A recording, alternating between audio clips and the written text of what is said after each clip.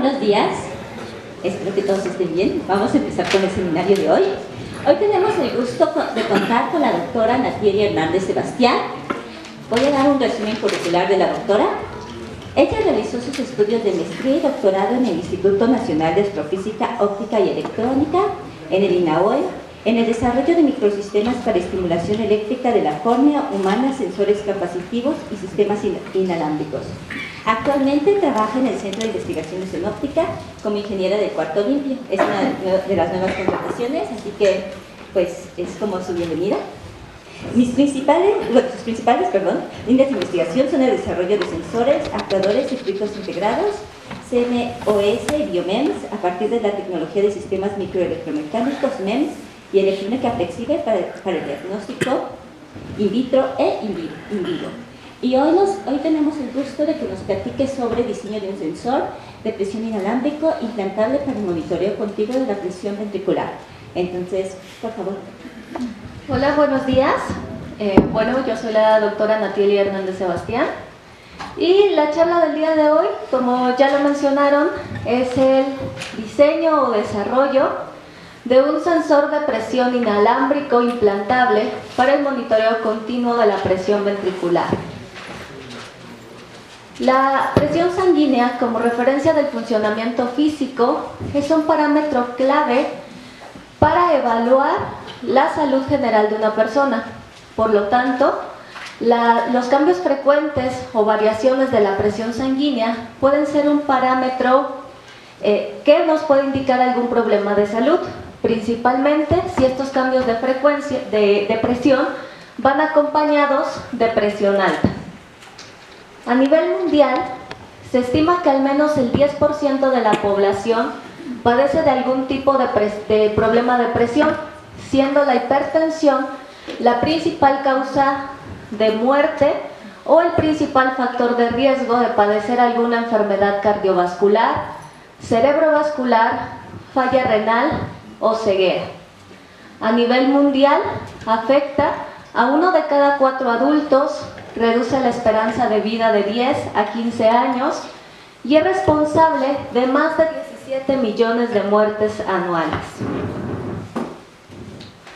Por lo tanto, detectar, tratar y controlar la presión sanguínea puede conducir a un diagnóstico temprano, mejorar la calidad de vida del paciente y reducir los costos de atención médica.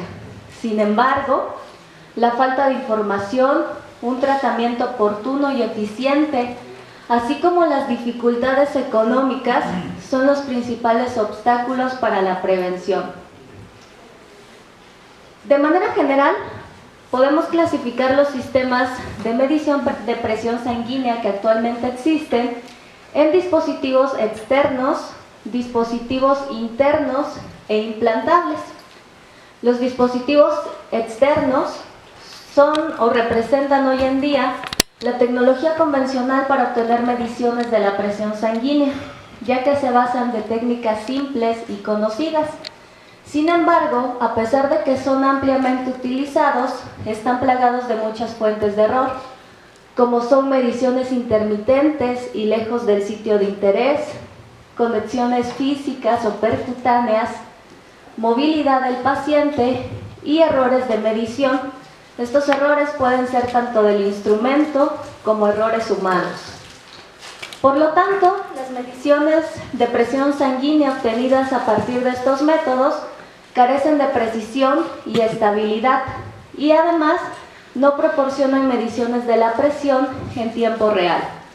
Por otro lado, los dispositivos internos se encuentran limitados únicamente a sistemas basados en catéter, que si bien son considerados hoy en día el estándar de oro para obtener mediciones precisas de la presión sanguínea, son inseguros para su uso a largo plazo debido a complicaciones de acceso, riesgos de infección y hemorragia y conexiones percutáneas.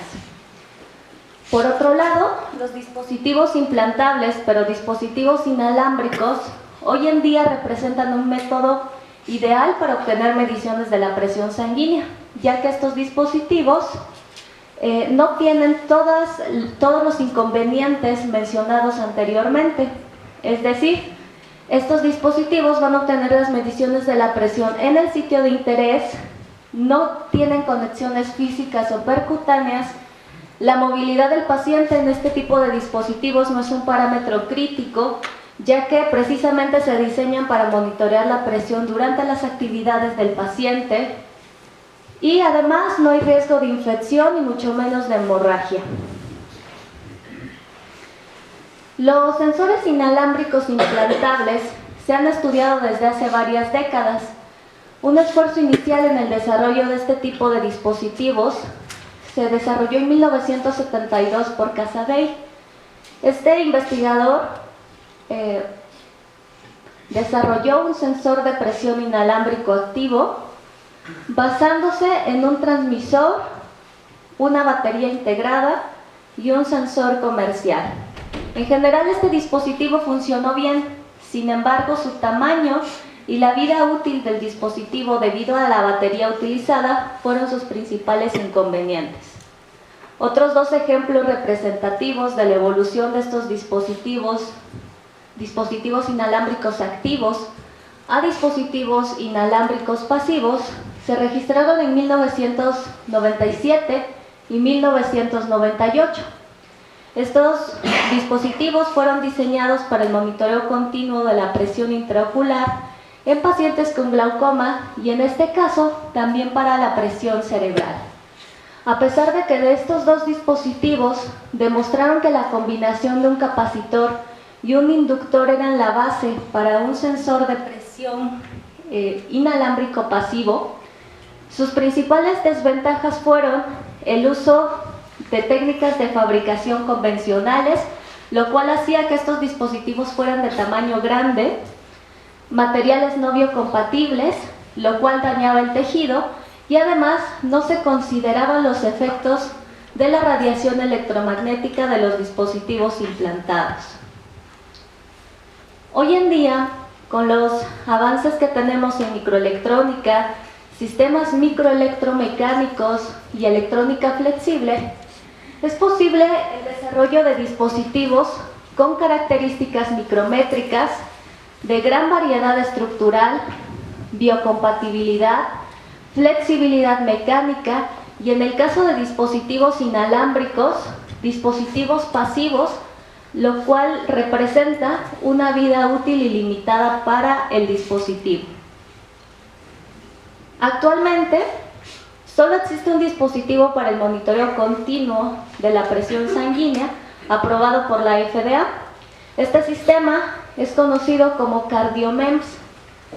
Este dispositivo está formado por un sensor implantable, una unidad de lectura externa y un suministro intravenoso para desplegar el sensor dentro de la arteria pulmonar.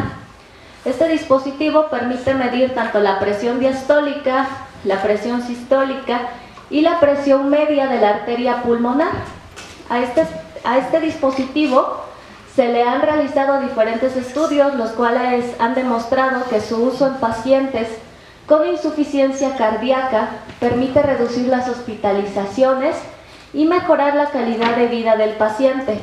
Sin embargo, este dispositivo no es considerado un sistema de monitoreo continuo, ya que para obtener una sola medición, el paciente tiene que recostarse sobre esta almohadilla, que es parte de la unidad externa de comunicación, y presionar un botón.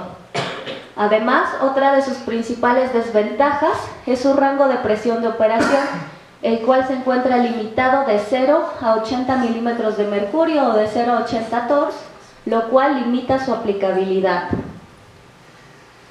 Este dispositivo que les mencioné y la mayoría de los desarrollos que se están haciendo hoy en día son diseñados para implantarse cerca del corazón o en la arteria pulmonar, debido a que estos dispositivos implantados en la arteria pulmonar presentan una gran variedad de ventajas, como son el control de insuficiencia cardíaca e hipertensión pulmonar, y además otras ventajas de diseño que permiten diseñar un dispositivo más grande, rangos de operación reducidos, técnicas de implantación mínimamente invasivas por el sitio donde se implantará, así como sistemas de anclaje menos elaborados.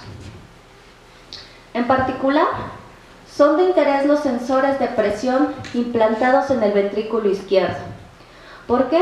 Porque el ventrículo izquierdo es la cámara del corazón que se encarga de bombear la sangre oxigenada a la circulación sistémica. Por lo tanto, las mediciones de presión en el ventrículo izquierdo proporcionarían valores directos, precisos y continuos de la presión sanguínea al momento de ser irrigada al cuerpo. De acuerdo a esto, el monitoreo continuo de la presión sanguínea ventricular, utilizando un sensor de presión eficiente, no solo proporcionaría una herramienta de diagnóstico y prevención de tipo ambulatorio para la valoración pronóstica y terapéutica de la presión sanguínea normal, sino además el control de enfermedades como insuficiencia cardíaca, hipertensión, accidentes cerebrovasculares, insuficiencia renal y en menor medida ceguera. Por lo tanto, el desarrollo de un sensor de presión inalámbrico diseñado a partir de técnicas novedosas de fabricación e implantado en el ventrículo izquierdo, principalmente en pacientes con severos problemas cardíacos o con severos problemas de presión, podría fortalecer los servicios de atención de salud, reducir las hospitalizaciones y mejorar la calidad de vida del paciente, así como las estadísticas de mortalidad y costos. Por lo tanto, nosotros proponemos el desarrollo que incluiría el diseño, la fabricación y caracterización de un sensor de presión inalámbrico implantable para el monitoreo continuo de la presión sanguínea ventricular, que cuente con las siguientes características: que tenga un rango de presión dinámico y completo, cubriendo tanto los valores normales y anormales del ventrículo izquierdo.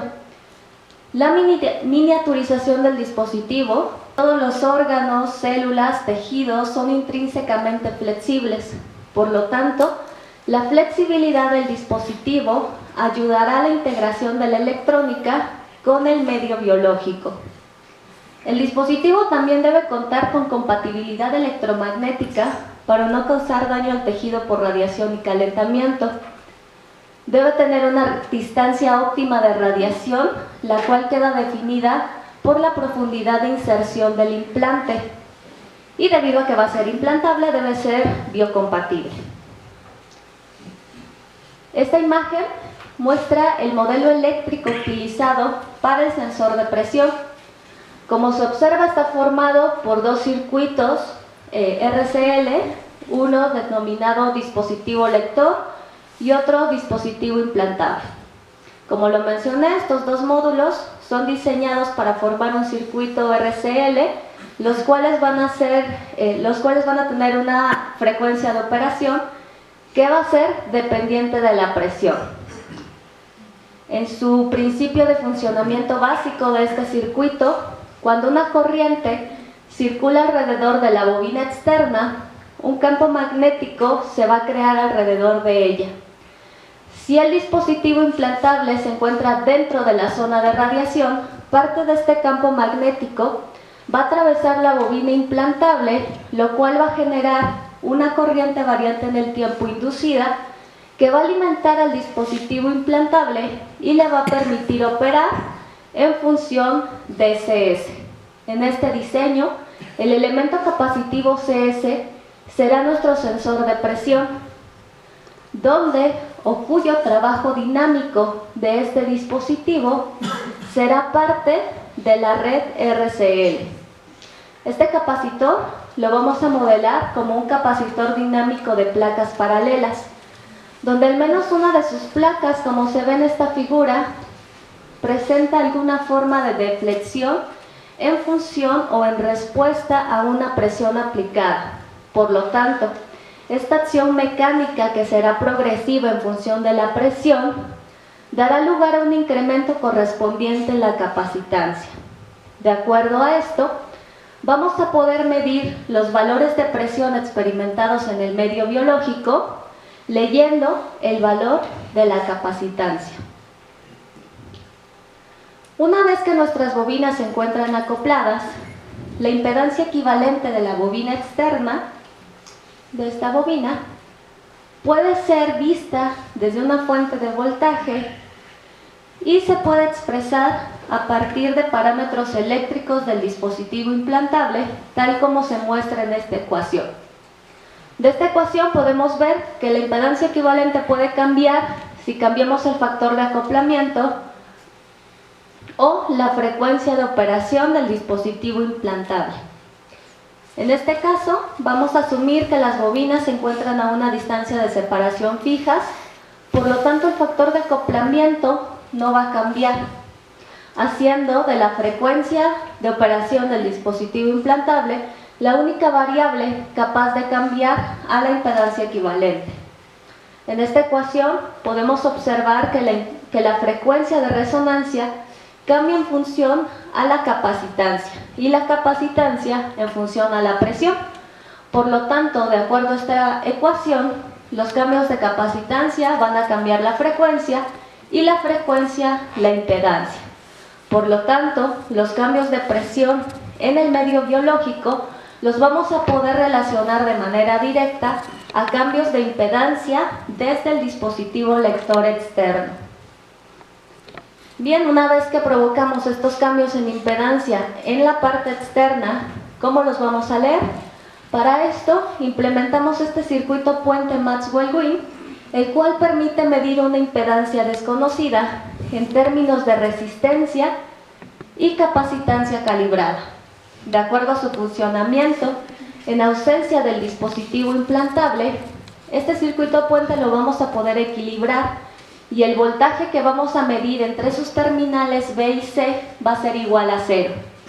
Cuando las bobinas se acoplan, pero la presión en el medio es 0, vamos a tener un factor de acoplamiento constante y por lo tanto vamos a sacar de equilibrio al circuito puente y el voltaje medido entre sus terminales va a ser diferente de 0, pero será un valor constante. Cuando la presión en el medio empieza a cambiar, entonces empezamos a cambiar la frecuencia de resonancia y por lo tanto la impedancia equivalente. Ahora el circuito puente igualmente estará fuera de equilibrio, pero el voltaje que se va a medir entre las terminales será diferente de 0 y será un valor dependiente de la presión aplicada. Por lo tanto, para cada valor de presión que nosotros vamos a aplicar, vamos a medir un valor de voltaje entre las terminales de este circuito. Para el diseño de nuestro sensor, vamos estudiamos lo que es el funcionamiento del ventrículo izquierdo. Entre las principales características de diseño que nosotros obtenemos a partir de este estudio son el sitio específico de implantación, que se muestra en esta imagen encerrada por la línea amarilla, ya que en la parte superior del ventrículo izquierdo se encuentran las cuerdas tendinosas y la válvula mitral, cuyo funcionamiento consiste en abrir y cerrar sus aletas. Por lo tanto, la parte superior no es un sitio ideal para implantar el dispositivo. Tomando en cuenta las dimensiones del ventrículo en su fase de contracción sistólica, que serían las dimensiones más pequeñas del ventrículo, se determina que esta área es de aproximadamente 18 por 18 milímetros. Y para determinar el rango de presión de operación de nuestro sensor, nos basamos en esta curva característica volumen-presión del ventrículo izquierdo. Obsérvese específicamente que la presión máxima, que es la presión sistólica del ventrículo, se encuentra entre 250 y 300 milímetros de mercurio. Este valor va a depender de muchas cosas, de la fuerza del corazón de cada persona, hasta de la patología presente en el paciente. Y la presión mínima de operación la vamos a determinar partiendo del hecho de que el ventrículo izquierdo tiene un volumen inicial de llenado, y a este volumen inicial de llenado le corresponde una presión de aproximadamente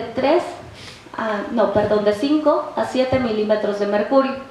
Por lo tanto, tomando en cuenta estos dos rangos mínimos y máximos, determinamos que nuestro sensor va a operar de 5 a 300 milímetros de mercurio, pero en su modo de operación contacto del capacitor, es decir, esta capacitancia o este rango de presión va a empezar a contar una vez que el diafragma haga contacto con el electrodo inferior aislado, y los cambios de presión van a hacer que el área de contacto crezca y va a aumentar la capacitancia. En sí, si tomamos en cuenta el rango de operación normal de este tipo de sensor capacitivo, tendríamos un rango de operación de 0 a 300 milímetros de mercurio. A fin de cumplir este rango de presión tan amplio, proponemos un arreglo de dos sensores capacitivos que se encuentren interconectados eléctricamente en paralelo y que cada una de las estructuras opere un rango de presión diferente. ¿Por qué proponemos dos estructuras? Porque determinamos que una sola estructura no es capaz de cubrir un rango de presión tan amplio.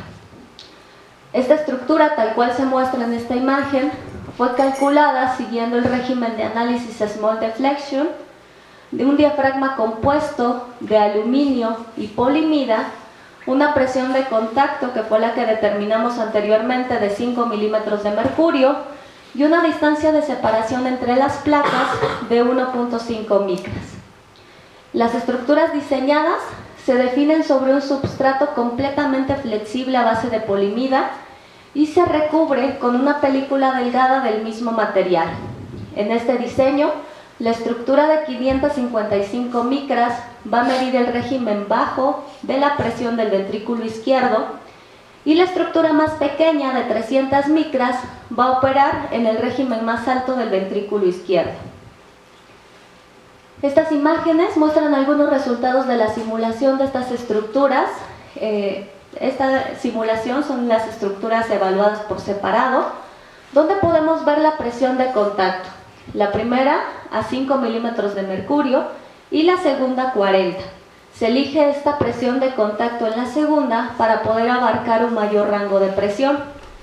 Y en estas otras imágenes simplemente se muestra una visualización en 3D de la simulación mecánica de las estructuras utilizando el software Coventor-Ware a la presión de contacto para cada una de las estructuras. Entonces podemos ver que tienen un comportamiento muy similar a sus presiones de inicio de operación. Una vez que ya evaluamos que efectivamente tenemos las estructuras operando en la presión de operación que nosotros queremos, es necesario evaluar la presión máxima de operación. Esto lo vamos a hacer analizando incrementos significativos en el área de contacto del diafragma en función a la presión aplicada. Los resultados obtenidos para ambas estructuras se muestran en estas imágenes, donde podemos observar que el área de contacto en el diafragma de 555 micras deja de variar aproximadamente en 150 milímetros de mercurio. Esto quiere decir que este es el rango máximo de presión de operación de nuestra primera estructura, porque el área de contacto se comienza a saturar. Y la segunda estructura varía por encima de 300 milímetros de mercurio. Esta gráfica muestra los resultados de la variación de capacitancia de las estructuras individuales, que son las curvas negra y roja, las estructuras interconectadas ya en paralelo, que es la curva azul, y considerando una capacitancia parásita debido al diseño de las estructuras, que es la línea verde. Estas gráficas nos van a servir para comprobar que efectivamente tenemos una variación de capacitancia después de 300 milímetros de mercurio. Podemos ver que efectivamente tenemos un incremento en capacitancia significativo por encima de 300 milímetros de mercurio. Y a partir de estas imágenes, donde vemos una visualización en 3D del comportamiento mecánico de las estructuras interconectadas a la presión de contacto de cada una de ellas, podemos ver que efectivamente la estructura de mayor tamaño opera en el régimen de presión más bajo y la estructura de menor tamaño en el régimen de presión más alto del ventrículo izquierdo. Debido a que el sensor va a estar implantado en el ventrículo izquierdo y que este ventrículo izquierdo tiene una frecuencia del ciclo cardíaco, es necesario comprobar que estas estructuras van a responder al tiempo de este ciclo cardíaco.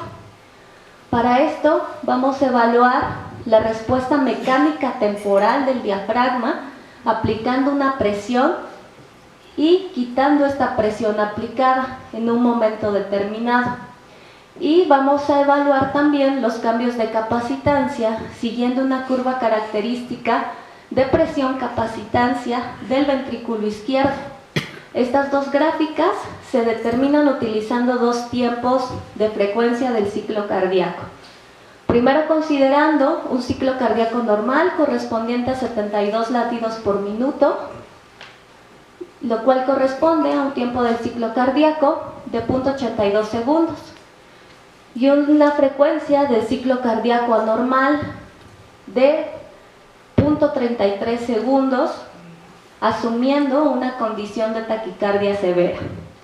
A partir de los resultados obtenidos, podemos garantizar que este arreglo capacitivo propuesto va a responder tanto mecánica como eléctricamente a los cambios de frecuencia normal y anormal del ventrículo izquierdo, ya que como podemos ver, va a responder de manera muy similar para ambos tiempos, donde el tiempo de frecuencia normal son las gráficas de color negro y anormal son las gráficas de color rojo.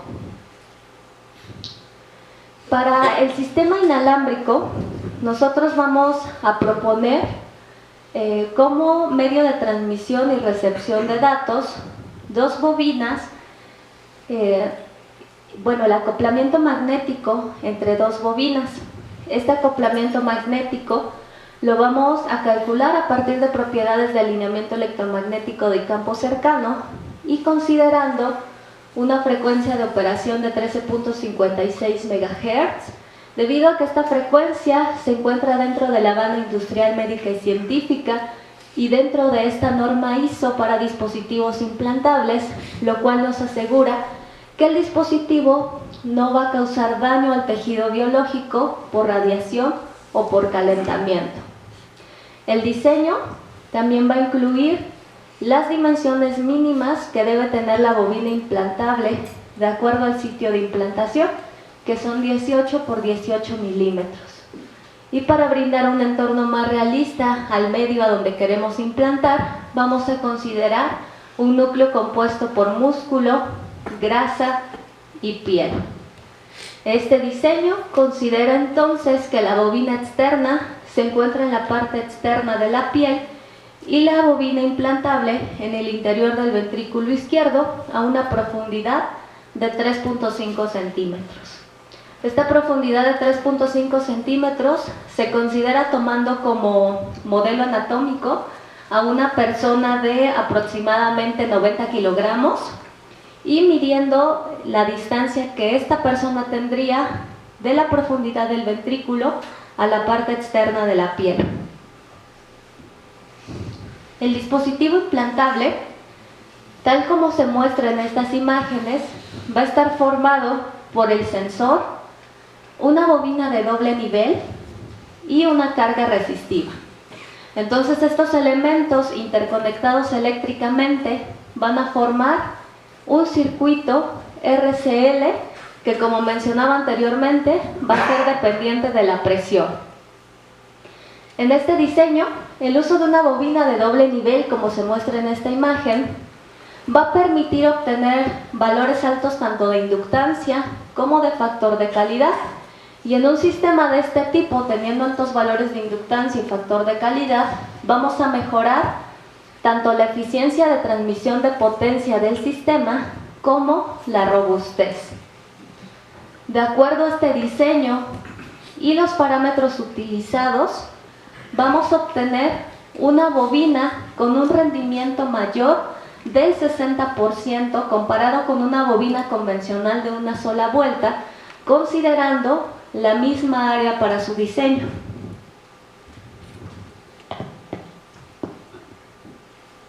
En cuanto al dispositivo lector externo, esta bobina o todo este dispositivo se va a diseñar con mayor flexibilidad en términos tanto de tamaño y de materiales, debido a que va a estar ubicado fuera del cuerpo humano.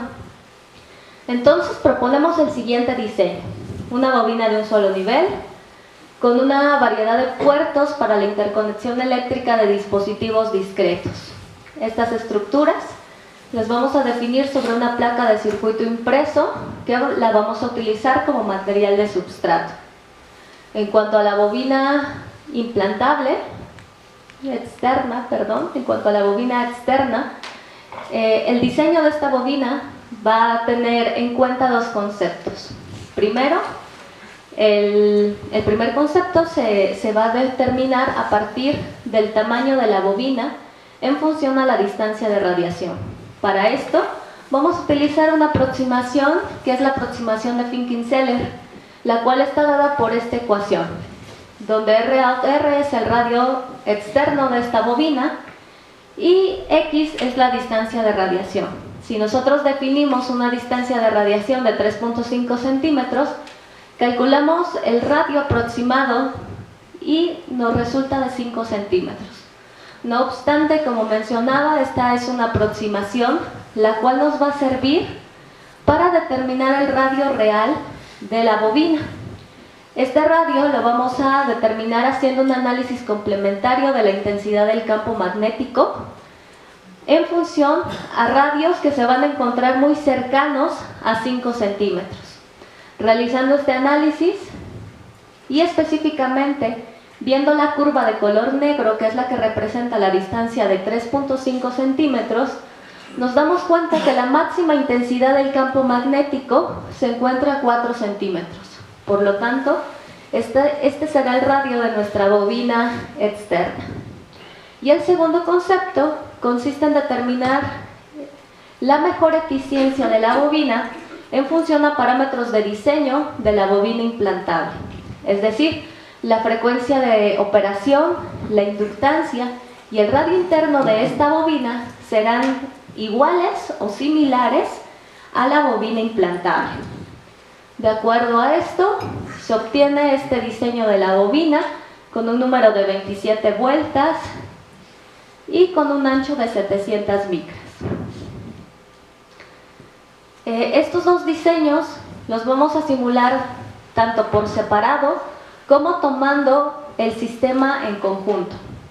Por separado vamos a obtener los valores propios de cada bobina, es decir, los valores de inductancia mutua, de resistencia y de factor de calidad. Y como un único elemento nos va a permitir evaluar la densidad de flujo magnético, la tasa de absorción específica y la eficiencia de transmisión de potencia del sistema.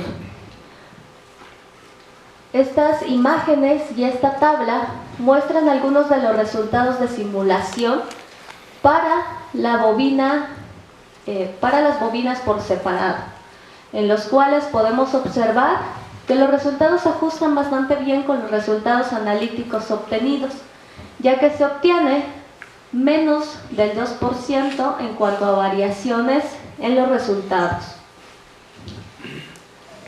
Estas dos imágenes muestran la densidad de flujo magnético del sistema acoplado, donde podemos, primero utilizamos aire y tejido biológico como medio de transmisión. Tejido biológico, como había mencionado, vamos a utilizar piel, grasa y músculo. Como podemos ver en estas imágenes, la densidad de flujo magnético a través de tejido biológico va a presentar mayor alcance y direccionalidad que la densidad del flujo magnético a través de aire. Este comportamiento lo podemos atribuir a que el tejido biológico va a ayudar a direccionar las líneas del campo magnético hacia la bobina implantable, lo contrario que ocurre a través de aire, donde las líneas del campo magnético se van a dispersar en todas direcciones, lo cual va a ocasionar que la densidad del flujo magnético pierda direccionalidad y distancia efectiva. Sin embargo, hay que observar que obtenemos la máxima densidad de flujo magnético en los dos casos, a la distancia de 3.5 centímetros, que es donde se encuentra la bobina. Por lo tanto, podemos garantizar que este sistema, tanto en aire como en tejido biológico, va a transmitir la máxima potencia al dispositivo implantable. Otra de las simulaciones, que es una de las simulaciones más importantes para este tipo de dispositivos, es evaluar la tasa de absorción específica del sistema, ya que esta tasa de absorción específica, definida como la medida de potencia absorbida por masa de tejido biológico, nos puede ayudar a determinar si vamos a ocasionar daño al tejido por radiación. De acuerdo al estándar IEEE, nos dice que nosotros en un dispositivo implantable no debemos exceder un SAR de 2 watts sobre kilogramo. Realizando la simulación, considerando estos tipos de tejido biológico y considerando la bobina implantable en el interior de este tipo de tejido, obtenemos un SAR de 4.8 por 10 a la menos 1 watts sobre kilogramo, lo cual nos indica que el sistema de transferencia de potencia inductiva propuesto no va a causar daños al tejido por radiación o calentamiento. Va a distribuir en piel y en tejido adiposo, lo cual nos indica que las pérdidas debido al músculo, que es la parte más gruesa del tejido biológico, pueden ser o no pueden ser significativas. Entonces vamos a tener menor pérdidas en este tipo de enlaces. Y finalmente vamos a determinar la eficiencia de transmisión de potencia del sistema.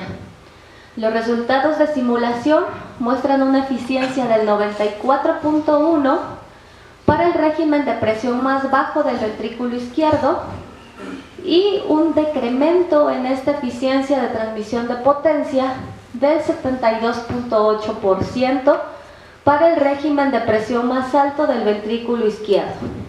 Este decremento controlado en la eficiencia de transmisión de potencia del sistema se va a deber a los cambios de capacitancia del dispositivo, ya que al aplicar una presión más alta obtenemos un cambio de capacitancia. Este cambio de capacitancia va a ser más alto conforme incrementa la presión, pero la frecuencia de resonancia va a decrementar. Al ir decrementando la frecuencia de resonancia, el factor de calidad también va a disminuir. Entonces, si nosotros tenemos presiones más altas, el Q de las bobinas disminuye y por lo tanto la eficiencia de transmisión de potencia también disminuye.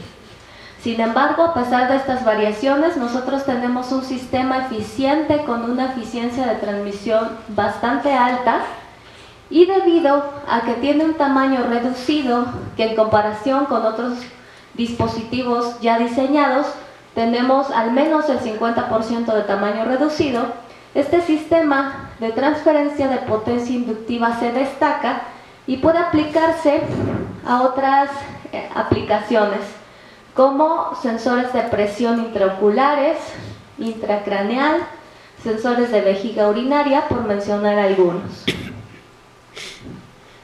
Para la fabricación de estos dispositivos, primero tenemos que diseñar sus layout o sus diseños para poder fabricarlos. Para esta fabricación vamos a proponer dos diseños, uno para el dispositivo externo y uno para el dispositivo implantable. Para el dispositivo externo, el diseño se muestra en esta imagen, que es una bobina de un solo nivel y una variedad de puertos de interconexión eléctrica. Este diseño es bastante simple, ya que únicamente va a consistir de un solo nivel y está pensado para su fabricación sobre una placa de circuito impreso. Sin embargo, para el conjunto implantable, que es el dispositivo que se va a fabricar a partir de técnicas de microelectrónica y sistemas microelectromecánicos, vamos a considerar un diseño más complejo, compuesto por 6 niveles de mascarillas, distribuidos en un área de 3.8 por 3.8 pulgadas con la finalidad de implementar un proceso de fabricación en obleas de 4 pulgadas. Y bueno, entre las principales estructuras que va a tener este diseño Son 5 dispositivos completos, estructuras inductivas y capacitivas individuales y estructuras de prueba. Esta imagen muestra el dispositivo externo fabricado. Como les había dicho, este dispositivo fue fabricado sobre una placa de circuito impreso, considerando técnicas de estructuración por láser y metalización galvánica. Una vez definidas estas estructuras, se recubren con una película delgada de resina biocompatible. Esta resina se elige ya que, a pesar de que el dispositivo va a estar en la parte externa, se pretende que el dispositivo esté sobre la piel. Entonces se recubre para no causar algún tipo de irritación. Y en cuanto al proceso de fabricación para el dispositivo implantable, nosotros proponemos un proceso de fabricación monolítico de película delgada utilizando aluminio y polimida. Este proceso novedoso va a combinar 2 tipos de tecnología en un mismo proceso de fabricación, que son electrónica flexible y sistemas microelectromecánicos, específicamente utilizando micromatinado de superficie. Y bueno, actualmente este proceso de fabricación es el único en su tipo en integrar estructuras inductivas y capacitivas sobre un mismo substrato ergonómico sin el uso de técnicas de unión de tipo híbrido. Por lo tanto, entre las principales ventajas de este proceso de fabricación podemos mencionar que vamos a obtener un dispositivo miniaturizado, procesamientos a bajas temperaturas, ergonomía, alto rendimiento del sistema y un proceso de bajo costo. Entre las principales etapas, que las voy a mencionar bastante rápido porque sé que no nos dedicamos a esto aquí en CIO, son depósitos de polimida para formar el substrato, así como desgaste de la superficie de la polimida para mejorar la adherencia de otros materiales, técnicas de evaporación de aluminio, fotolitografía, para definir la bobina inferior y el electrodo inferior del capacitor, al igual que evaporación de un material dieléctrico, en este caso utilizamos nitruro de silicio. A partir de técnicas de fotolitografía y grabado de este material, vamos a definir las superficies donde queremos que esté este material aislante. Y bueno, este material aislante lo queremos sobre el electrodo inferior del sensor para poder aislar mecánicamente el dispositivo. Vamos a utilizar también películas de polimida entre capas de materiales estructurales como materiales aislantes y como material de sacrificio. Este nombre de material de sacrificio nosotros lo utilizamos como término en microelectrónica debido a que, si tomamos en cuenta la estructura de este sensor, definimos el electrodo inferior con el paso anterior, pero para poder definir este diafragma, tomando en cuenta que este debe estar suspendido, es necesario colocar un soporte mecánico temporal o un material temporal que posteriormente vamos a eliminar, por lo cual recibe el nombre de material de sacrificio. Después vamos a obtener grabados selectivos de estos materiales para crear soportes mecánicos y contactos eléctricos.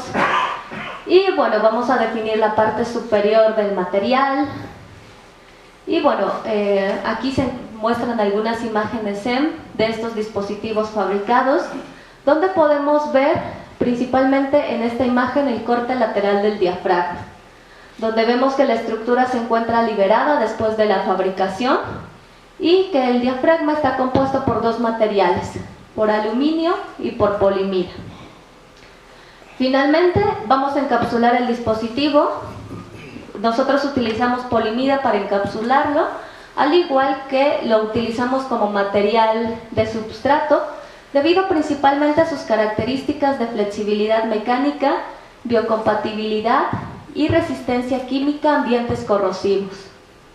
Finalmente definimos la forma del dispositivo y lo liberamos de la olea de silicio que se utilice únicamente como soporte temporal. Los resultados de este proceso de fabricación se muestran en estas imágenes, donde podemos validar que este proceso propuesto es un proceso de fabricación exitoso, el cual permite obtener un dispositivo implantable completamente flexible, robusto, fácil de manipular, con sus estructuras íntegras y suficientemente miniaturizado para su implantación en el ventrículo. Para la caracterización, hicimos dos caracterizaciones, las cuales voy a mencionar, que es obtener los valores de capacitancia en función a la presión. Para esto utilizamos un sistema de caracterización que se muestra en esta imagen y los resultados se muestran en esta curva, donde podemos ver que tenemos una variación de la capacitancia desde su estado inicial en función a la presión que nosotros aplicamos. De acuerdo a estos resultados, nos va a indicar que el arreglo capacitivo propuesto funciona de manera adecuada, además de que van a validar el proceso de fabricación. Tenemos algunas variaciones sí en cuanto al rango de capacitancia obtenido, que es un poco más bajo, pero bueno, esto lo podemos atribuir principalmente a algunas fugas presentes en la cámara de presión y a otro factor que es la variación de parámetros estructurales que se obtienen durante el proceso de fabricación. Para caracterizar el acoplamiento de las bobinas, utilizamos esta estructura de prueba donde ingresamos una frecuencia de 13.56 con un analizador de parámetros y medimos la respuesta con un osciloscopio. Vamos a equilibrar el circuito, después acoplamos el circuito implantable y posteriormente medimos el voltaje inducido.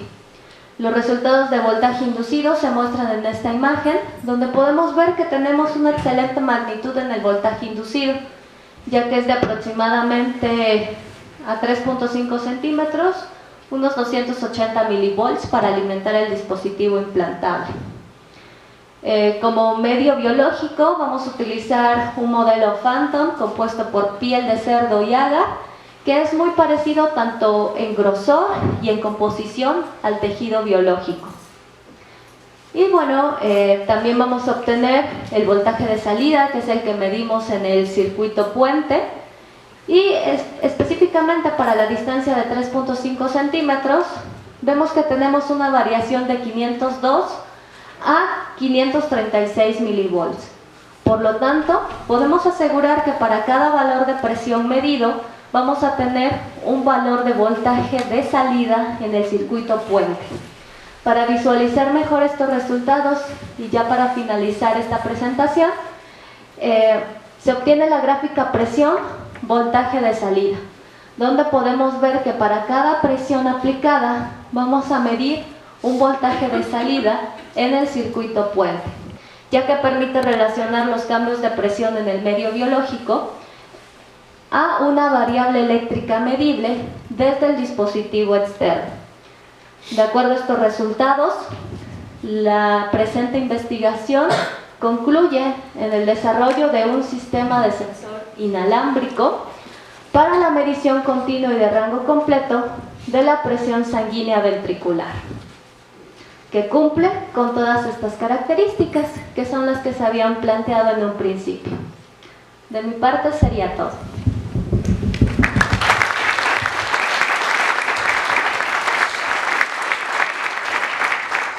Agradecemos a la doctora Natieli por esta plática tan interesante y estamos abiertos a preguntas.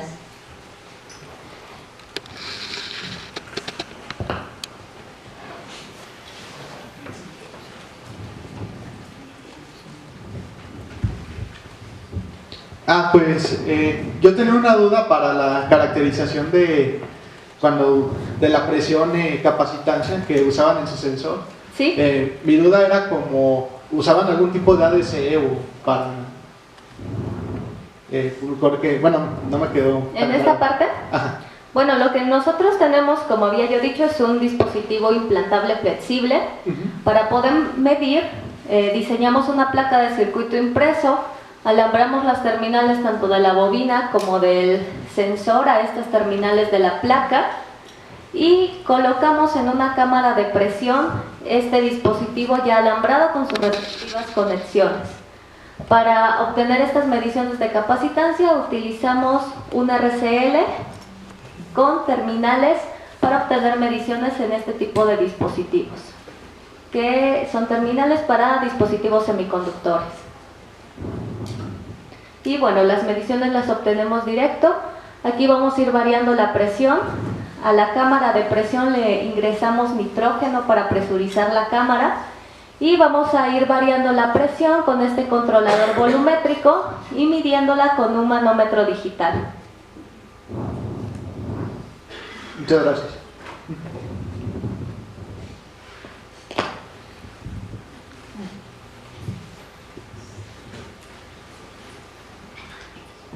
Aquí tenemos otra pregunta. A ver, si entendí bien, entonces van a implantar la parte implantable y después se pone sobre el pecho la parte externa, ¿no? Entonces, mi pregunta sería, ¿qué tan crítica es la posición relativa entre la parte externa y interna para hacer la medición? Bueno, sí es crítico. De hecho, algunos resultados que no mostré fueron la caracterización del dispositivo considerando alineaciones tanto axiales como moviendo únicamente los ejes de manera transversal de las bobinas. Y aquí lo que tenemos es un decremento en el voltaje inducido. Sin embargo, este decremento en el voltaje inducido no nos va a cambiar el valor que vamos a leer, sino únicamente nos cambia con qué cantidad de voltaje vamos a alimentar al circuito y si es suficiente para alimentarlo. Haciendo esta caracterización concluimos que tenemos un acoplamiento del sistema todavía desalineando las bobinas a 3 centímetros. Entonces, considerando el tamaño del ventrículo, no vamos a tener una desalineación tan grande.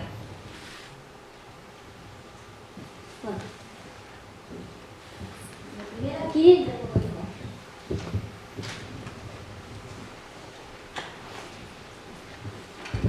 Bueno, buen día.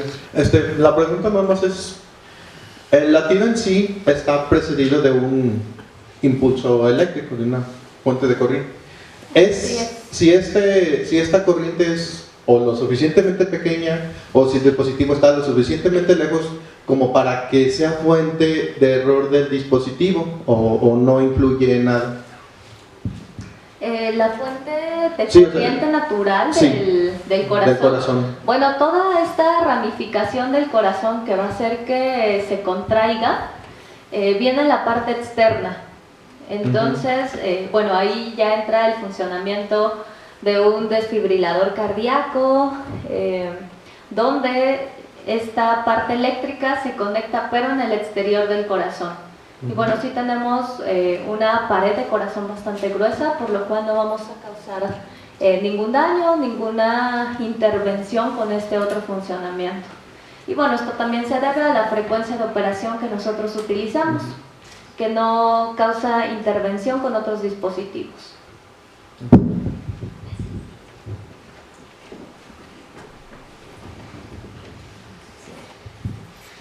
Bueno, yo aquí veo mucho trabajo por todo lo expuesto. Yo imagino que de aquí hubo tesis y no sé cuánto tiempo tengan trabajando con esto. Esa es una pregunta, ¿cuánto tiempo tienen trabajando con este proyecto? Y ahora, ¿qué sigue? ¿Van a pedir una patente? ¿Qué sigue? Bien, bueno, sí, este proyecto ya lleva una gran cantidad de años. Inicialmente se comenzó únicamente con las estructuras capacitivas individuales, determinar qué formas eran las más ideales para estos sitios de implantación que son muy turbulentos. Posteriormente, o de manera paralela, se trabajaba con el diseño de bobinas de doble nivel para maximizar la eficiencia de las bobinas. Y posteriormente ya se unificaron estos dos procesos en un mismo análisis primero, luego en un mismo proceso de fabricación y bueno, hasta la fecha estamos en esta parte, pero sí, este fue trabajo de mi tesis doctoral, publicación he tenido alrededor de 4 publicaciones, he presentado en congresos nacionales como 13 congresos, un congreso internacional, algunos talleres, pláticas de divulgación, etcétera. Y lo que se pretende es continuar en el desarrollo principalmente para hacer más eficiente la bobina. Sí tenemos una buena eficiencia de transmisión de potencia, pero no queremos abarcar desde esa parte de ir incrementando la eficiencia, sino más bien de ir reduciendo el tamaño. Entonces, para reducir el tamaño estamos proponiendo ya no usar frecuencias en el rango de los megahertz, sino cambiarnos a los gigahertz para tener bobinas más pequeñas, y si fuera posible meternos al campo de las nanoantenas para que realmente tengamos un dispositivo micro. Y bueno, sí se pretende patentar el diseño. Gracias. Muy interesante el trabajo, muchas gracias. Gracias. Mi duda era cómo implantan, o bueno, cómo tienen pensado implantarlo, digamos, para que se quede fijo. Ajá. Ya después en el... Bueno, como ves, el dispositivo es muy flexible. El corazón sí es un sitio crítico para implantar. Entonces, igual no podemos o no podíamos proponer una implantación a corazón abierto, ¿no? Porque iba a ser pues imposible hacerla, o que nos permitieran hacer este tipo de diseños y más que nada pruebas. Por lo tanto, se pretende utilizar la técnica de cateterismo cardíaco. Esta técnica consiste en un catéter de aproximadamente 1 centímetro de grosor, la cual se inserta en una de las venas o arterias, a veces en el cuello, a veces en la ingle, a veces en el brazo, y lo que hace es atravesar las venas hasta atravesar la pared del corazón y llegar ahí. El dispositivo se puede enrollar, entonces sería fácil introducirlo. Lo que sí nos falta en este diseño es diseñar un sistema de anclaje. ¿Cómo lo vamos a anclar en el corazón? Ya hemos abordado un poco este tema y hemos concluido, igual con algunos cardiólogos, que la manera ideal sería que este dispositivo tuviera como una orejita y un orificio, y el dispositivo se implantara como si atornillaras, ya que todas las personas hemos tenido microinfartos, y estos microinfartos dejan tejido muerto en el corazón.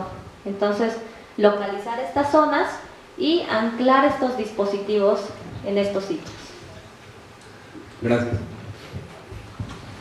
Hola Natieli, bueno, Hola. Gracias y felicidades por tu trabajo y tu exposición. Gracias. Yo te quería preguntar acerca del sensor implantado. Este sensor va a estar sometido todos los días a miles de latidos, ¿no? Del corazón, de deformaciones.